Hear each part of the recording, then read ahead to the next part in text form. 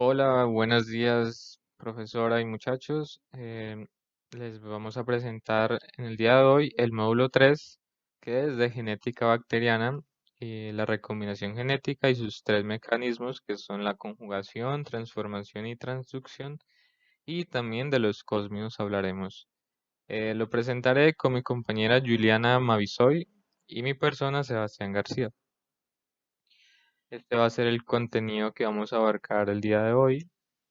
Y vamos a empezar por la transferencia de genética en la bacteria. Entonces, la transferencia de genética en la bacteria. Se han analizado microorganismos estrechamente relacionados y han encontrado que hay diferencias en el fenotipo y también diferencias en el genoma. ¿Por qué se dan estas diferencias? Porque es el resultado de la transferencia horizontal de genes. Como ya sabemos, la transferencia horizontal de genes es el intercambio de material genético de parte de una célula a otra que no es de su descendencia. ¿Qué le brinda este material genético? Le permite adquirir nuevas características como es la resistencia a los antibióticos, como por ejemplo un gen que exprese la belactamasa, que es una enzima que inhibe a ciertos antibióticos, o también puede una nueva característica como es la síntesis de moléculas de adhesión al huésped o producción de sustancias tóxicas como la toxina tetánica, y también promueve la diversidad metabólica, como lo vemos en esta imagen de la derecha. En esta imagen de la derecha vemos la resistencia bacteriana. Y aquí a la izquierda, en este primer lado, a unas bacterias, unas células en las cuales no crecen sin presencia de triptófano, en un agar sin triptófano. Y en este lado de la derecha, después de que se le han añadido ADN de células triptófano positivo, se hizo una recombinación y ahora sí forman colonias en un agar sin triptófano.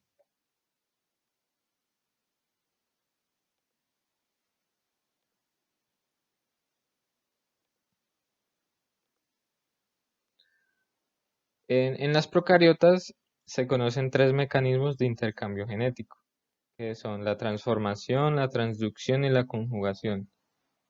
En la transformación se da el intercambio de fragmentos de ADN libre que proceden de una célula donadora a una célula receptora. La clave aquí es que son libres.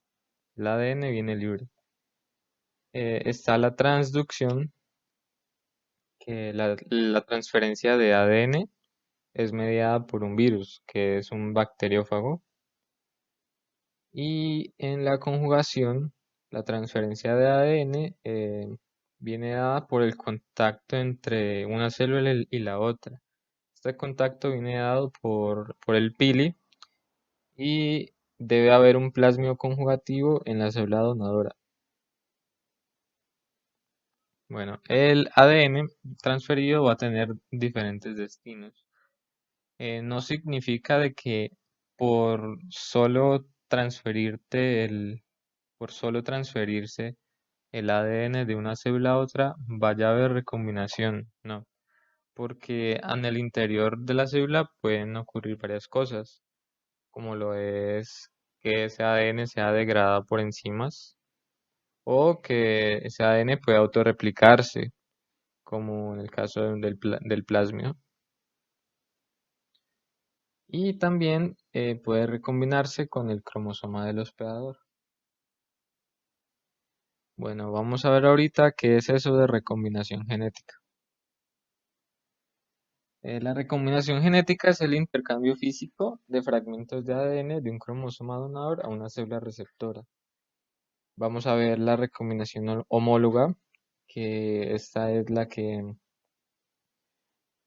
las secuencias homólogas de ADN Vienen de distintas partes, pero su secuencia es muy parecida. Y esta recombinación genética va a generar cambios, como también lo hacen la mutación, pero en menor proporción, y la recombinación sí lo hace en mayor proporción.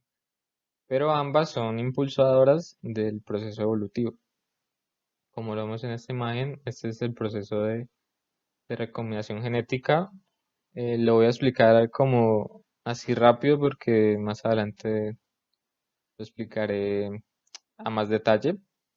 Pero lo que ocurre es que ciertas enzimas lo van a cortar, digamos en este sentido vertical, después lo van a cortar en el sentido horizontal, se le van a pegar proteínas que son las SSB, después va a llegar la proteína REC-A, que se le va a pegar a esta cadena sencilla y va a permitir la invasión de la cadena al, a las cadenas del ADN receptor. Esto va a producir un entrecruzamiento y van a venir unas enzimas que son resolvasas que van a cortar y dependiendo del sentido en que corten se van a formar dos productos que son empalmes y parches. Entonces vamos a verlo a más detalle. El mecanismo molecular de la recombinación homóloga. Bueno, entonces tenemos dos cadenas, una que viene bueno, tenemos dos ADNs, uno que es del ADN de la célula donadora y este que es de la célula receptora. Y va a influir las enzimas que les decías, son de un complejo que se llama REC-BCD. Que sus subunidades son REC-C, REC-B y REC-D. Estas enzimas son unas endonucleasas que lo que van a hacer primero es cortarlo por ese sentido, la endonucleasa, y también están las helicasas que lo van a cortar por ese sentido, van a romper esas uniones de los pares de bases. Después se le van a pegar estas proteínas SSB, que son estas, que son proteínas de unión a la cadena sencilla. Y aquí no se ve, pero aquí va a llegar la REC-A y se le va a pegar a las SSB para permitir esa invasión a la cadena de la célula, del ADN de la célula receptora. Entonces una cadena va a invadir a la otra cadena y después va a llegar el ADN polimerasa para rellenar estas brechas que dejó. Y también para sintetizar los pares de bases que se van a necesitar para la unión. Entonces aquí vemos como ya se llenaron esas brechas. Y ahora van a venir las resolvasas, que son esas enzimas de corte.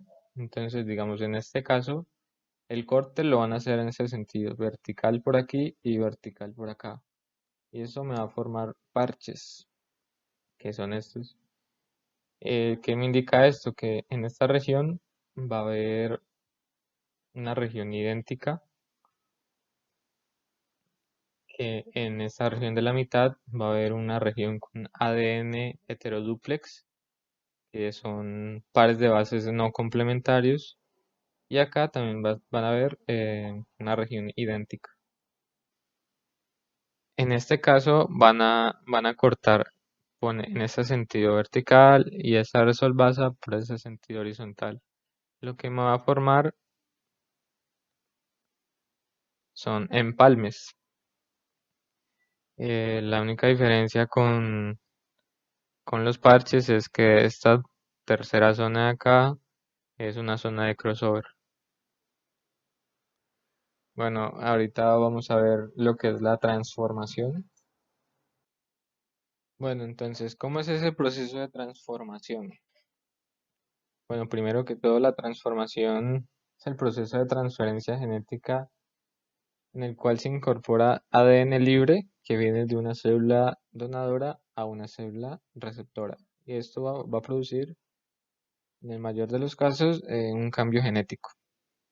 Algunas procariotas pueden ser transformadas de manera natural o también puede ser de manera artificial, pero esto se hace a través de unas técnicas de laboratorio. Entonces, la célula solo puede incorporar uno o unos pocos fragmentos. No es que vayan a ingresar todo el material genético del cromosoma donador, no. Solo unos pequeños fragmentos van a ingresar, lo que significa que solo una pequeña proporción de genes se le va a poder transferir. Bueno, ahorita vamos a hablar de las bacterias competentes. Eh, para que una bacteria sea, para que una bacteria se pueda transformar, necesita ser competente, porque eso le da la capacidad de aceptar ese ADN que viene de afuera y, y que se pueda recombinar con él.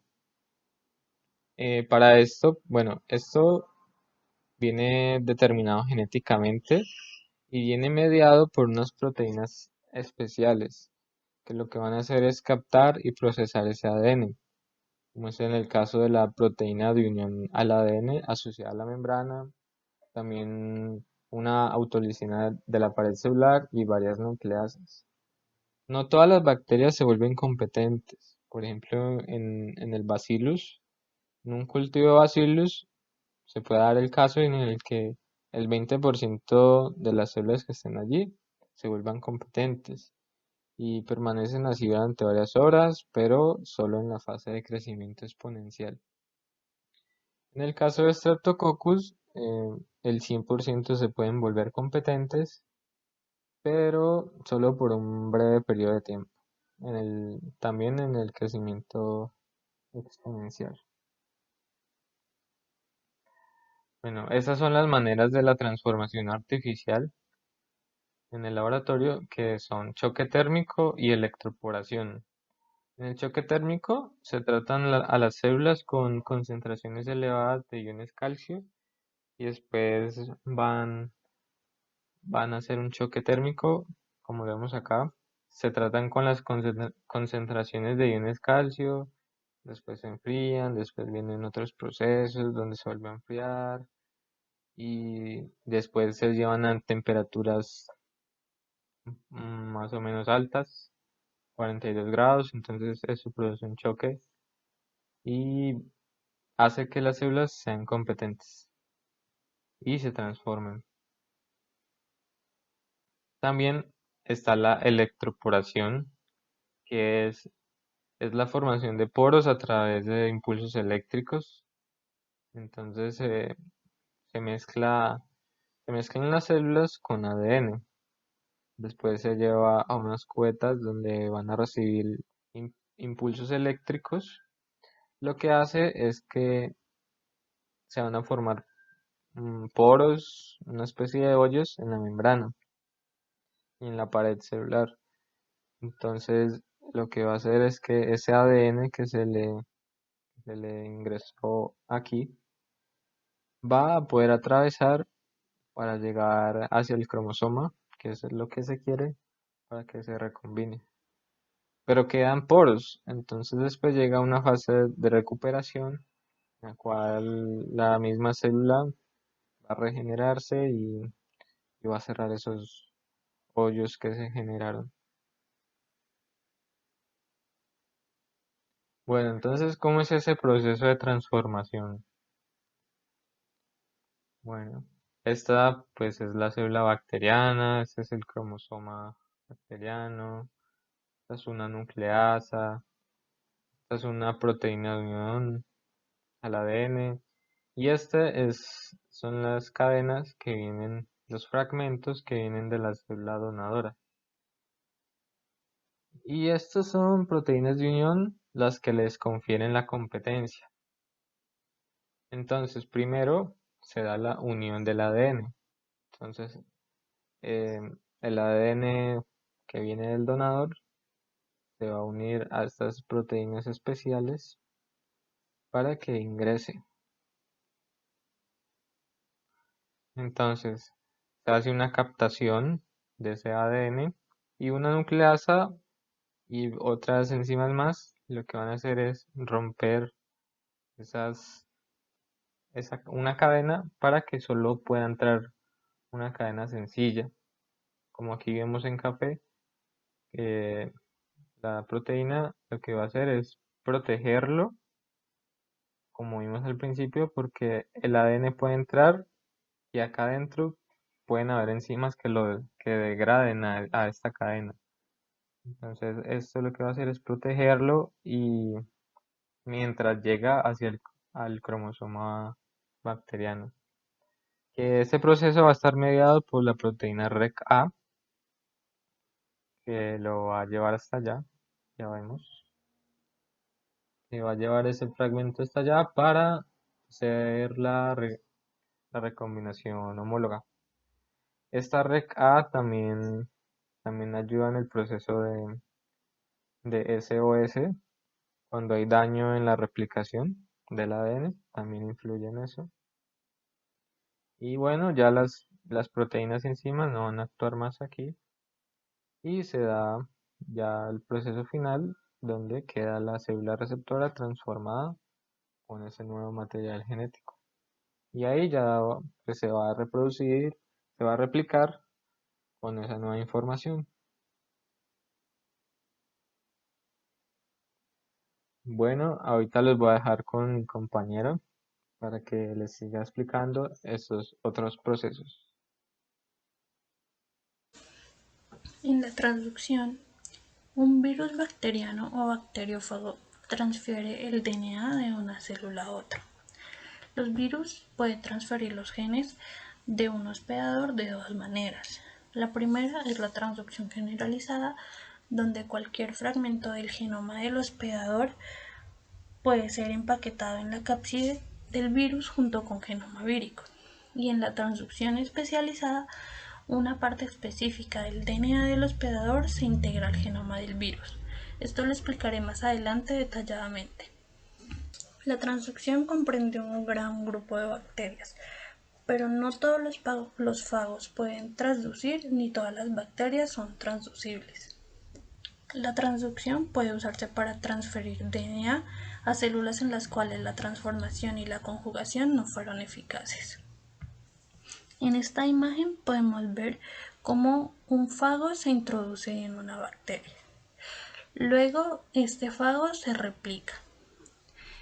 replica su material genético y además ocurre lisis del material genético de la bacteria. Luego aquí se forman ya los viriones o cápsides, donde la mayoría sale con solamente genoma vírico, pero una pequeña proporción toma genoma vírico y genoma bacteriano.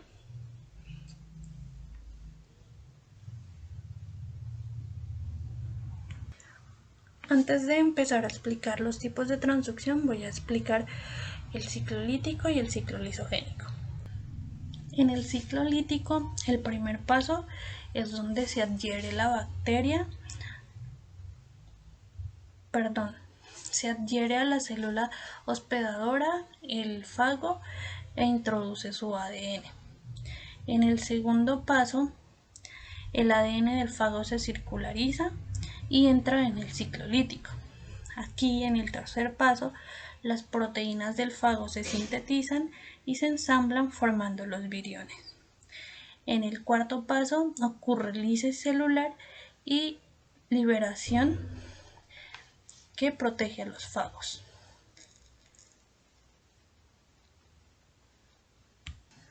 En el ciclo lisogénico los primeros dos pasos se repiten. Primero el fago se adhiere a la célula hospedadora e introduce su ADN. En el segundo, el ADN del fago se circulariza y entra al ciclo lisogénico. En el tercer paso, el ADN se integra al cromosoma de la bacteria por recombinación y se convierte en un profago. En el cuarto, la bacteria lisogénica se reproduce normalmente. Y en el quinto paso, el profago puede extendirse e iniciar el ciclo lisogénico.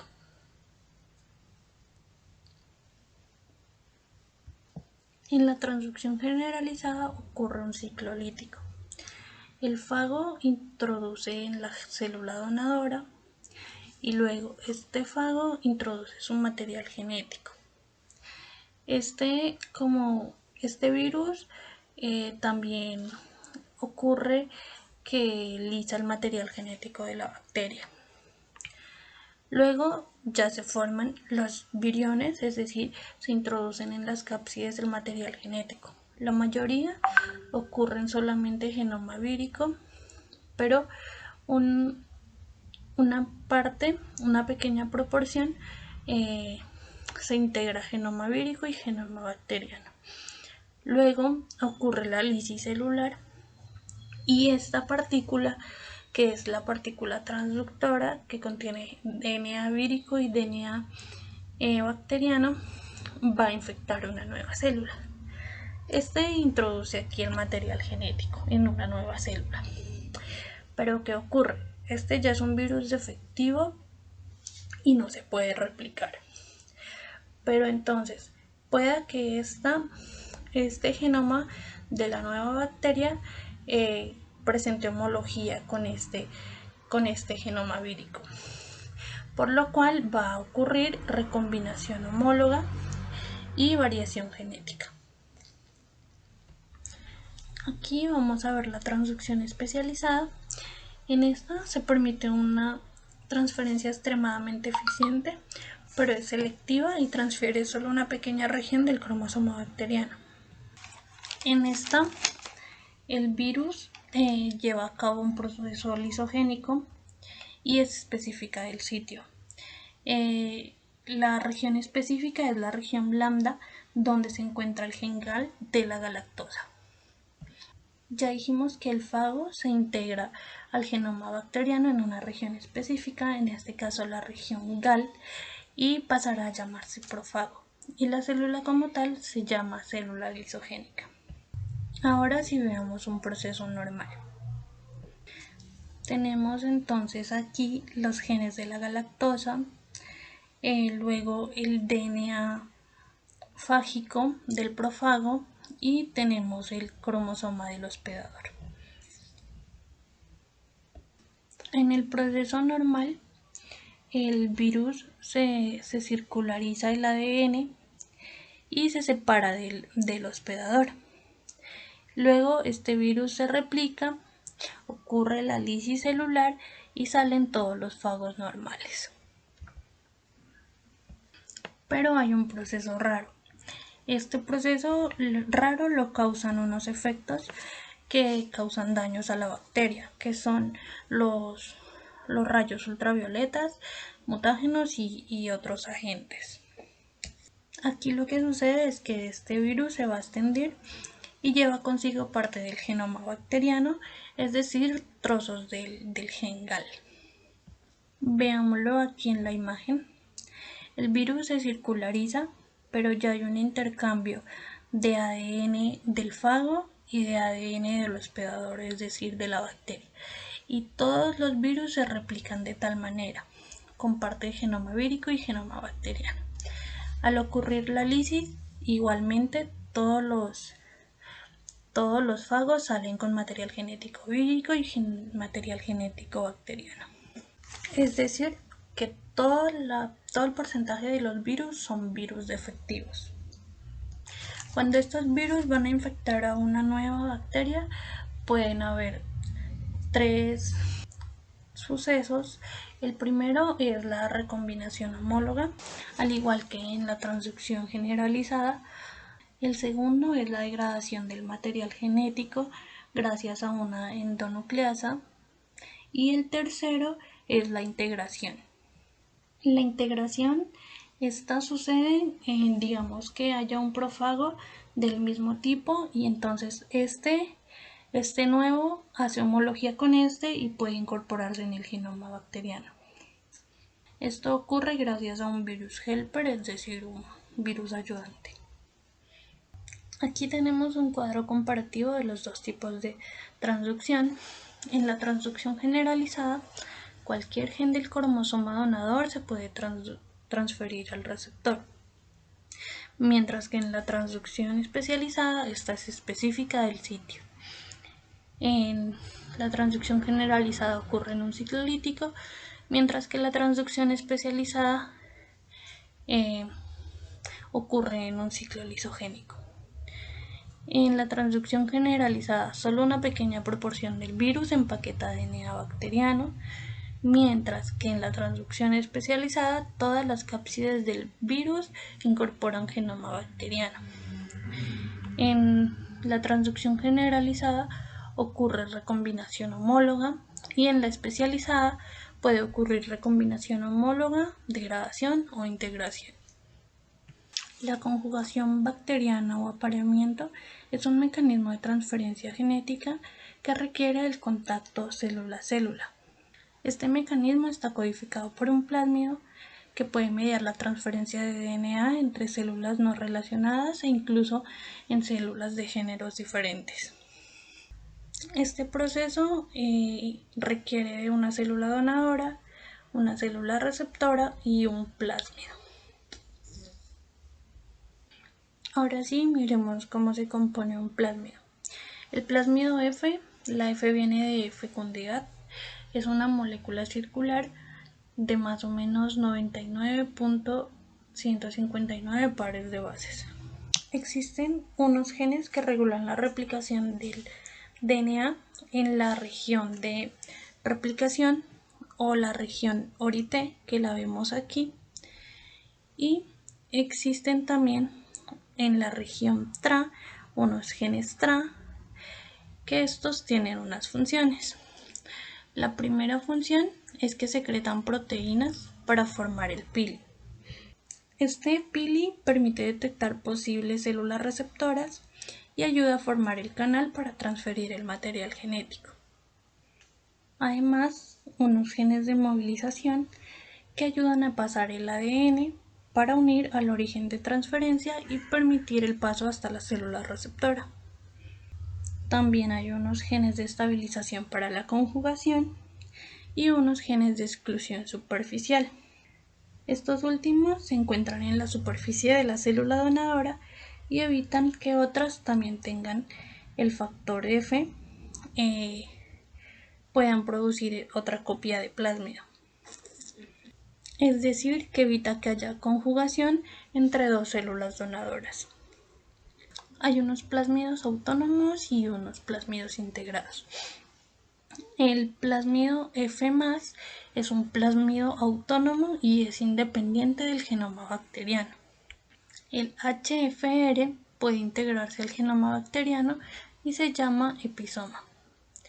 Y hay un F' que en algún momento estuvo integrado al genoma bacteriano.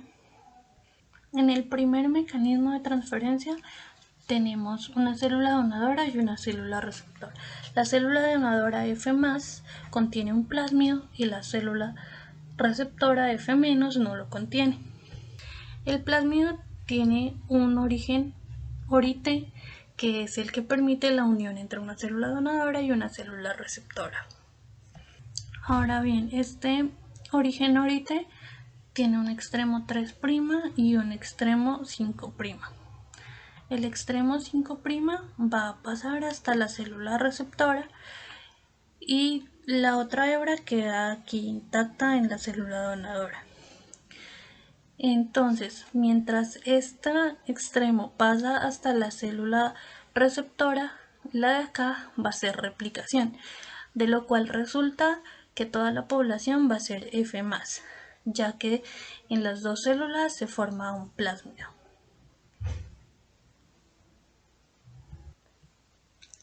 En el segundo mecanismo de conjugación tenemos una célula HFR y una célula F-. Como lo dijimos anteriormente, el plásmido está incorporado en el cromosoma bacteriano. Este plásmido igualmente tiene una región, un origen ORI-T, que es el que permite que se unan. Y aquí vamos a ver que igualmente la cadena 5' empieza a pasar hasta la célula receptora. Pero entonces, como el ADN está incorporado con el plásmido, tendrían que pasar las dos para que este se convierta en un F-. Pero es imposible, ya que el tiempo en el que se unen la célula receptora y la célula donadora no es lo suficientemente largo, de lo cual resulta lo mismo, una célula HFR y una célula F-. Entonces lo que puede ocurrir, y es bastante frecuente, es que haya recombinación homóloga con el cromosoma de la célula receptora. En el tercero y último proceso vemos una célula F' y una F-, una receptora. Esta F' dijimos que alguna vez ha tenido contacto con genoma bacteriano, por lo tanto aquí este plásmido contiene genoma bacteriano. Se unen por un origen ORI-T, y igualmente este extremo 5' pasa, pero lleva consigo también el genoma bacteriano con el que alguna vez tuvo contacto, de tal manera que resultan dos células F'. Bueno, muchachos, ahorita para terminar esta parte de mecanismos de intercambio genético, hicimos esta tabla comparativa para que nos quede aún más claro las características de cada una de ellas. Entonces, dijimos que en la transformación son fragmentos de ADN libres que se transfieren de una célula a otra.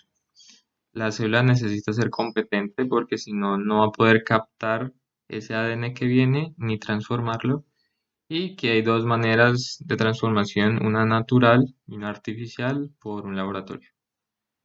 También está la transducción, que el bacteriófago es ese que ayuda a transferir el ADN de una célula a otra.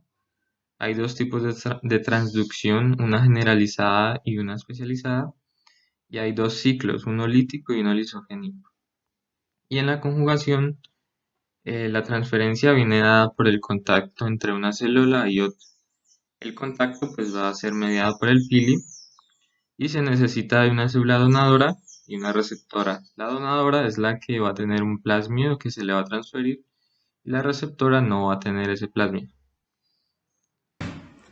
Los vectores de clonación tenemos tres: los plásmidos, que estos permiten la clonación de segmentos de ADN hasta de 15 kilobases; los bacteriófagos, que son los lambda, que permiten la clonación de segmentos ya un poco más grandes de 24 kilobases; y los cósmidos, que son una combinación de plásmidos y bacteriófagos, y estos se usan para segmentos de hasta 50 kilobases.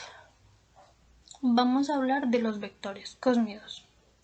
Estos utilizan genes lambda específicos y son empaquetados en viriones lambda. Los cósmidos son vectores plasmídicos que contienen el sitio cos del genoma lambda, como lo podemos ver en esta parte. El sitio cos es necesario para empaquetar el DNA en los viriones lambda. Los cósmidos se construyen a partir de plásmidos ligando de la región cos de lambda y del DNA del plásmido. Después se liga el DNA foráneo al vector y el plásmido modificado más el DNA clonado se pueden empaquetar a continuación en viriones lambda in vitro, como se ha descrito anteriormente. Las partículas víricas ya resultantes se pueden utilizar para la transducción del E. coli. Una gran ventaja de esto, como lo dije al comienzo, es que pueden ser utilizados para clonar fragmentos grandes de DNA con insertos de hasta 50 kilobases. Eso es lo que teníamos preparado para el día de hoy, nuestra puesta en común. y muchas gracias.